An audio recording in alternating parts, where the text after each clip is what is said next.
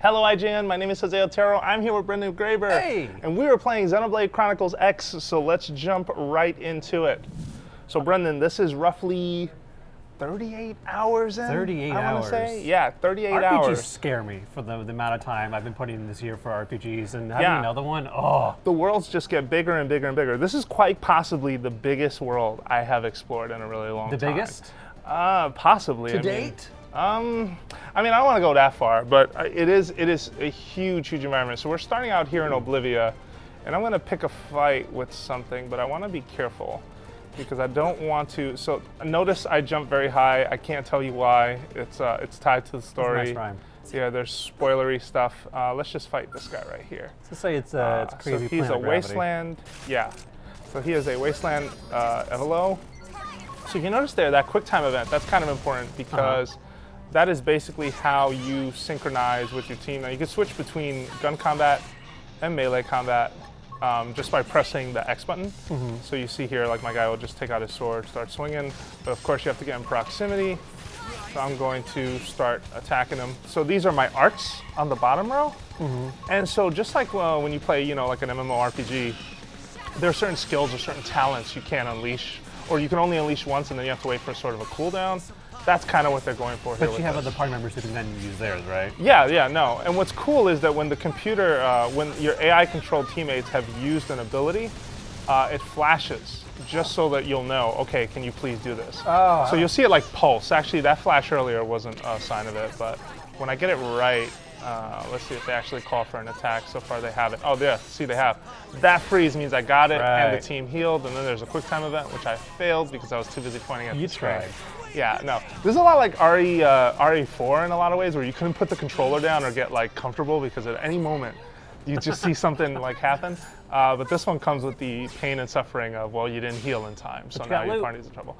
But you know what else we got? We got a ride. So where did I park? Oh, right here. So this takes 30 hours to get. I'm actually going to zoom 30 hours? in. Yeah, it took me 30. Oh, it's gone. There it is.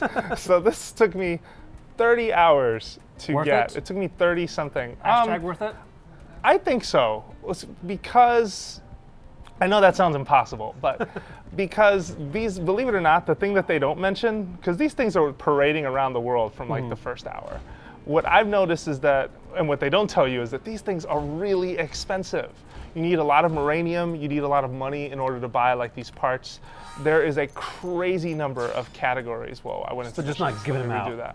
Like no, you have to take a license test just to get one. I did my time at the DMV. Well, this DMV is even worse because it's an 8-part quest. But if you look there at those art weapons, like each one of those categories, that's 2, 4, 6, 8 different slots of weapons and things you can buy for this thing. On top of 5 slots for armor, which is like helmets, and arms, like legs. So let's show you why it's cool. So first of all, even though now I'm huge. What's that giant thing in your back, by the way? Oh, that is an awesome weapon I got. So I'm going to zoom out. I'm still relatively small in this world, even though I'm now rocking this amazing suit. So I'm going to go pick a fight with this guy. Yes, you can transform. Fan of Gundam Wing, this hits all the right notes for me. Yeah, no, and I will agree, like 30 hours sounds like a lot because it kind of is a lot. Oh, you asked what was that thing on my back? It is this huge sword that just took off like 7,000 health. Yeah. You're gonna have a giant robot, you need a giant sword. Oh, wait till you see this. This is my shoulder charge. Check this thing out. Oof, 6,000, and he's down. So you spend 30 hours on foot and you're like panicking all the time. You find like these enemies that are really difficult. And then you get in one of these bad boys and you're like, yep, this is it. This is what I was working for. Smaller. Yeah, all these enemies that were like a huge problem before are no longer. So right now we are in Oblivia, which is not the starting area. Like it's kind of this dusty, sort of desolate like desert. It's really nice. As you can see, there's a lot of enemies running around. I actually got to watch it because we can fall off the edge, and I don't want to do that because that would be bad. You have to pay the repair bill if you break this thing. I don't want to break this thing. These things are expensive. So later on in the game, you'll get the thrusters to be able to take off. So they're still dangling that little carrot. Yeah, there's still That's good. There's a lot to to do. work for.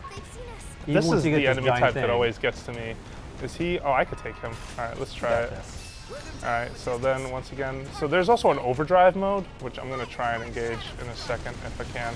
Well, I don't have the, oh, I missed it. Okay, so you can grab enemies. It cuts to these first-person camera moments too, which I really like it's in cockpit. Kind of reminds me a lot of Evangelion and other shows. Yeah, it's really cool.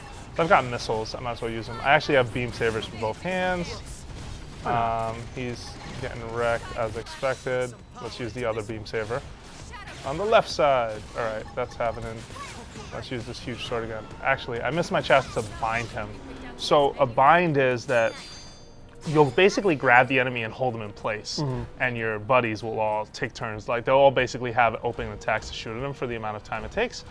When everyone else is in skells, that's really awesome. I can't afford their skells yet, but we're getting there. So wait, you can get your whole crew in skells? Your whole crew can rock the skells. Yes, this is true. Crazy. Yeah. I was thinking how those poor guys at the bottom of your feet dancing around. I wish I could get a skull, but yeah, you're like that kid who doesn't let anyone else play with his like gigantic toy. My toy. This is mine. No, yeah, they can get their own too. Actually, we can go to town and I can show you the costs associated with skulls. So let's fast travel to the administrative district. Maybe they have a Black Friday sale. I wish they did. Wait till you see so the 30 hours sounds like a lot. It goes by really fast. I think the skull license test is probably the worst part of it because it's just very tedious. It's very, there's some fetch quest to it that it's just like the annoying kind of fetch quest that like 30 hours in, it almost feels like a slap in the face. I'm gonna be as blunt as possible. But I will say that once you do it, it's a one-time activity. You don't have to do it again for the other two. And then you just spend time like upgrading and dumping basically minerals into these arms manufacturers so that they level up, and you can come over to this kiosk and buy the cool stuff. So we're gonna look at skull gear, and you're gonna see that, well actually, first of all, let's look at frames. Funds right now so these are our frames, 217,000. Whoa. I have 400,000, so I should be able to buy them, but the prerequisite for these are that I have to be a level 30 in order to buy them. Oh, I see. Yeah, so in order to get my other friends up to snuff, I need to do a little bit more work. I do like how this they're one's all my favorite. different.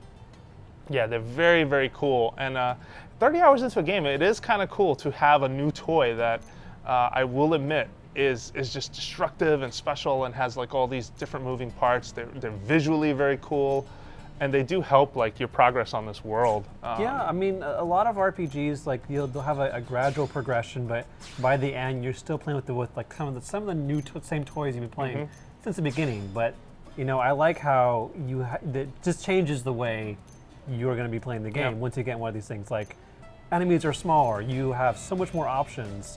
So much crazier weapons to work out with. I mean, look at this stuff. Like, there's a lot of cool things back here. Bigger and bigger. And it's cool. Let me show you some of the spare weapons for the left and right arms. Are those two wheels in the back for your car transformation? Oh, yes. Yeah, they are. This is a very Transformers ride. Like, you'll even see down here, there is, you know, like these big, like, glowing discs and some, like, huge katanas. And I'm just like, yes! Like, this is what I signed on for. So I can't wait to level up this frame. Like right now for those, I think that's level 50 or a level 30 requirement. Oh yeah, level 50. You put in the time, and there's just some crazy stuff you can unlock for these It's things. nice when a game rewards you for actually putting in all that time. And I mean, RPGs are naturally very long games. Yep. So it's good to get a sense of like, I've gotten this far, here's what I have to show for it. For sure. And there are a ton of things to do too, but we'll get into that another time. So this is Xenoblade Chronicles X. That's driving around in skulls. I'm Jose Otero, this is Brendan Graver. And for more Xenoblade coverage, you are already in the right place, IGN.